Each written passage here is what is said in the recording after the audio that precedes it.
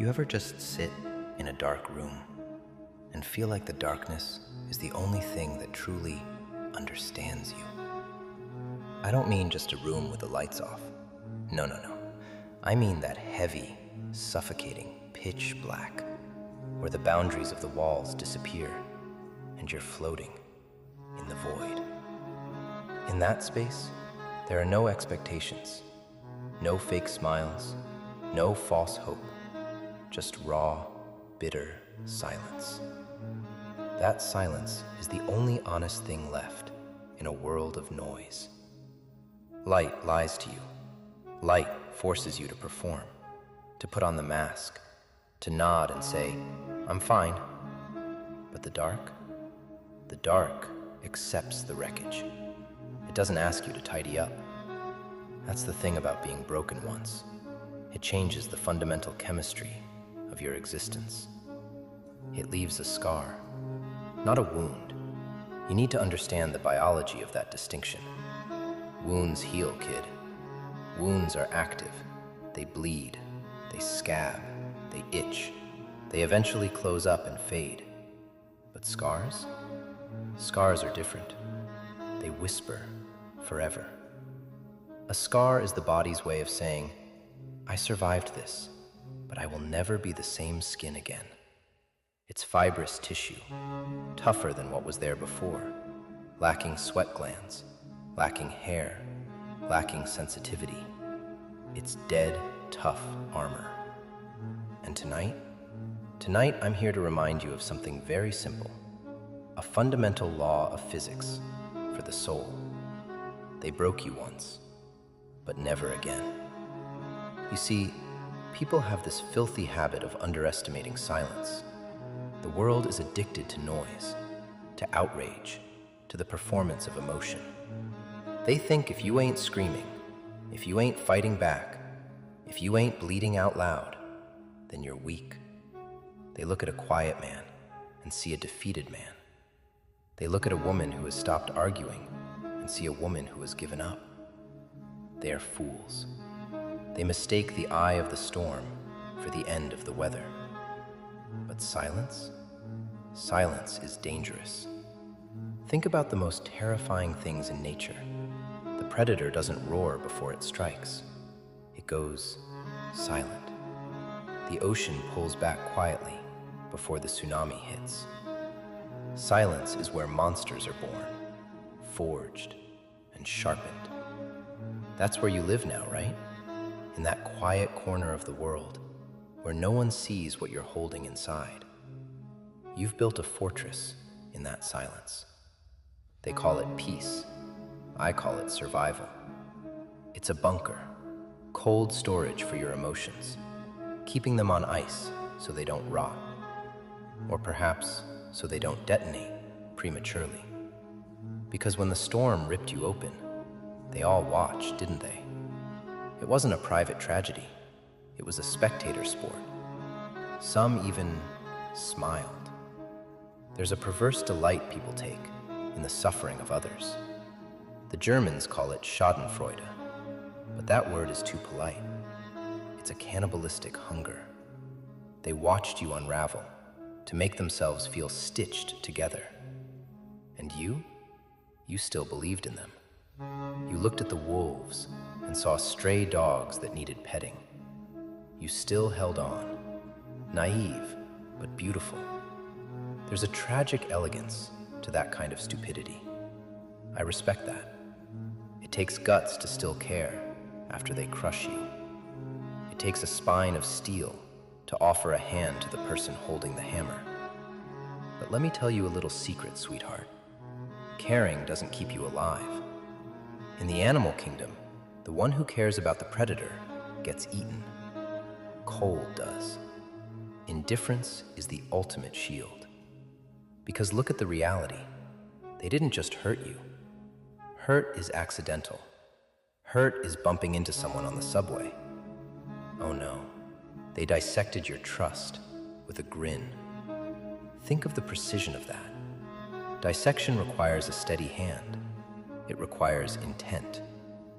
They laid you out on the table of their ego, and with surgical precision, They cut away the parts of you that made you trust. They picked apart your kindness like it was weakness. They looked at your empathy and saw an unlocked door. They looked at your loyalty and saw a leash they could pull. And you stood there shaking but standing, crying but quiet, paralyzed by the sheer audacity of their betrayal. You thought they'd come back and fix what they broke, but no one comes back to clean the mess they made in someone else's soul. Why would they? Cleaning is hard work. Cleaning requires acknowledging the dirt. It's easier to walk away. They move on, lighthearted, like you were just a side quest in their little game. You were an NPC, a non-player character in the RPG of their narcissism. You existed to give them experience points, to boost their ego. And once the level was cleared, you were discarded data. And you carry the rubble, the echoes, the memories you can't unsee. You're the landfill for their toxic waste. But remember, pressure and heat on a landfill eventually create methane. And methane burns.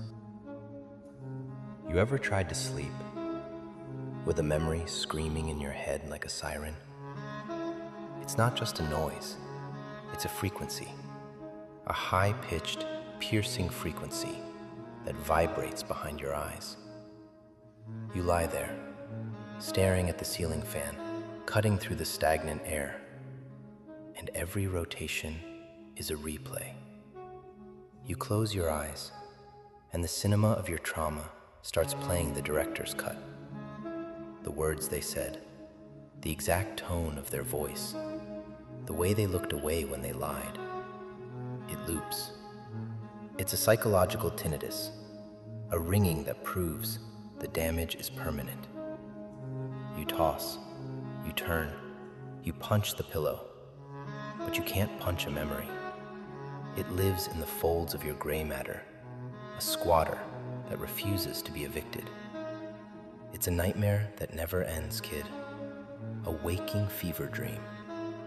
But here's the twist, the dark, cynical, beautiful twist. You survive. You simply don't die. It's almost disappointing in its simplicity, isn't it? You expect the heart to stop from the sheer weight of the grief, but the organ is a dumb, muscular pump. It keeps beating. Thump, thump, thump, thump. Insultingly rhythmic. Most people crumble once, and that's it. They're glass. They hit the concrete of reality, shatter into a million jagged pieces, and spend the rest of their lives cutting anyone who tries to hold them. Game over. They break and stay broken. They become victims, wearing their tragedy like a ragged coat, begging for pity. But not you. You're different. You're a biological anomaly. You're still here, breathing, bleeding maybe, oozing that invisible ichor of the spirit, but still standing. And that makes you terrifying. To them, you're a ghost that refused to haunt a graveyard. You walked out of your own funeral. Do you understand how unsettling that is to the people who buried you? See, you're no longer the person who got hurt. That person died. Let's pour one out for them. They were sweet. They were trusting. They were soft. But they're gone. You're the one who learned from pain. And let's be honest about the curriculum. Pain's a damn good teacher. It's the only teacher that matters. It doesn't lie. It doesn't fake. Happiness? That lie. It doesn't fake. Happiness? Happiness is a liar. Happiness tells you everything will be okay. Happiness is a salesman trying to get you to buy a timeshare in a burning building. But pain? Pain is objective. Pain tells you exactly where the edge of the knife is. It shows you the truth you refuse to see. It forces your eyes open, Clockwork Orange style, and makes you stare at the reality of human nature. You trusted the wrong ones. You looked at vipers and saw ribbons. You gave chances like candy, cheap, sweet, disposable, and they chewed through your loyalty like it was nothing. They consumed you. But here's the absolute cold truth. It's not your fault you cared. It's their curse that they didn't. Their inability to feel is a deformity. They're emotional amputees. And you tried to give them your own limbs. You know what's poetic? A dark, gothic poetry? They thought breaking you would make you quiet. They thought if they smashed you hard enough, you'd dissolve into dust. But they didn't understand the physics of your soul. It didn't make you dust. It made you diamond.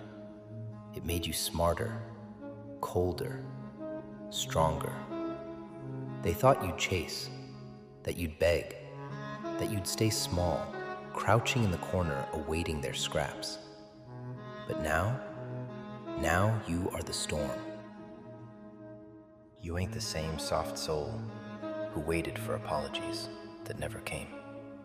You stopped checking the mailbox. You stopped looking at the phone. You are the silence that terrifies them. Because silence is a void, and nature abhors a vacuum. When you go silent, they have to fill it with their own paranoia. You're the proof that people can burn and rise from their own ashes without begging for water. You're a self-sustaining combustion engine of resentment and resolve. Don't you dare forget who you've become. Don't let the nostalgia filter trick you.